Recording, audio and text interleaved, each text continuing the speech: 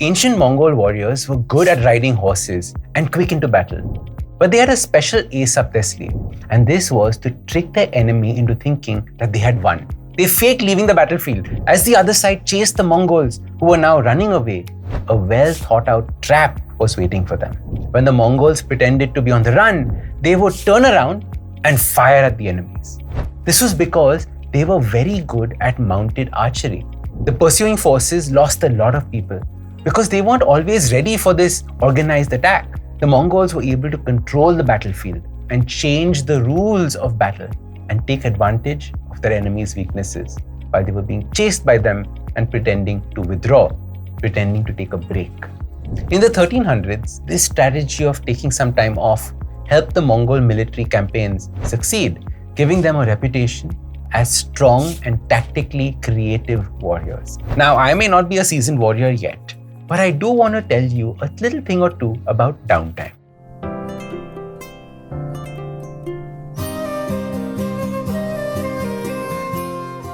Welcome to the Compounding Mindset by Axis Mutual Fund. In this podcast, we use the power of compounding to improve all aspects of our lives. I am Ashdin Doctor, also known as the Habit Coach. Now, while the Mongol warriors used downtime as a clever tactic, there is a lesson to be learned even now. We talk about building good habits, eating well, exercising, reducing screen time, etc., etc., etc. But while doing these things is important, not doing them is equally important as well.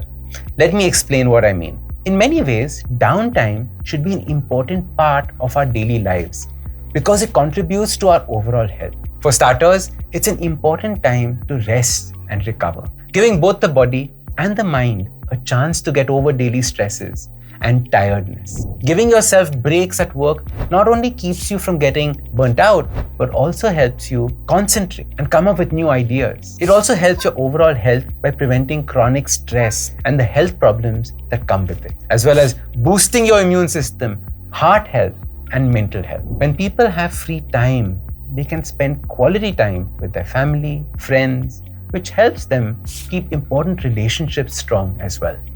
It also helps you grow as a person by making you think about your goals and your priorities again. So better work-life balance, avoiding burnout, and living a more fulfilling life are some of the benefits of scheduling downtime in your daily life. So if you really look at it, downtime isn't just a time to do nothing. It's an important part of life that promotes balance, health, happiness in both personal and professional settings. And this bit of advice goes out to the wonderful ladies out there as well. Taking time off from work to take care of your kids or run a million errands or do that other personal thing that you had planned is not what I'm talking about. It's not giving yourself a break. It's just a break from your job and work, but it's not a true break. A real break is when you don't have to worry about the responsibilities or meet any deadlines. It's not always easy to find time for yourself, but you need to have set times when you don't think about all the things that you need to do. So find those minutes. Find the things that relaxes you. It's up to you how you spend your downtime. So just relax. Brains are amazing at coming up with new ideas, being smart and adapting to new situations, but they need time of peace and quiet as well. Because constant stimulation will only lead to breakdown. It's very important to find those quiet moments in a world full of noise. It's a long-term investment in yourself. And speaking of long-term investing, putting your money into assets with a goal of holding it for a long time, usually for a few years or even a few decades, is called long-term investing. By using the power of compounding and giving investments the chance to grow in value over time, the main goal of this investment strategy is to slowly build up wealth.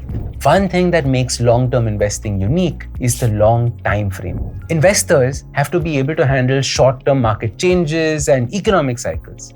When investments earn returns, those same returns can be used to earn even more, which can then add up to a lot of growth over time. This strategy takes advantage of this effect. Long-term investors usually can handle short-term market changes better and spread their risk across a number of different asset classes. Long-term investing is often linked to planning for retirement because investors put their money into things that are expected to grow steadily over a number of decades. This will provide them with a source of income and capital growth when they retire. To be successful at long-term investing, you need to be patient, disciplined, and dedicated to your financial goal, even when the market is volatile and challenges you.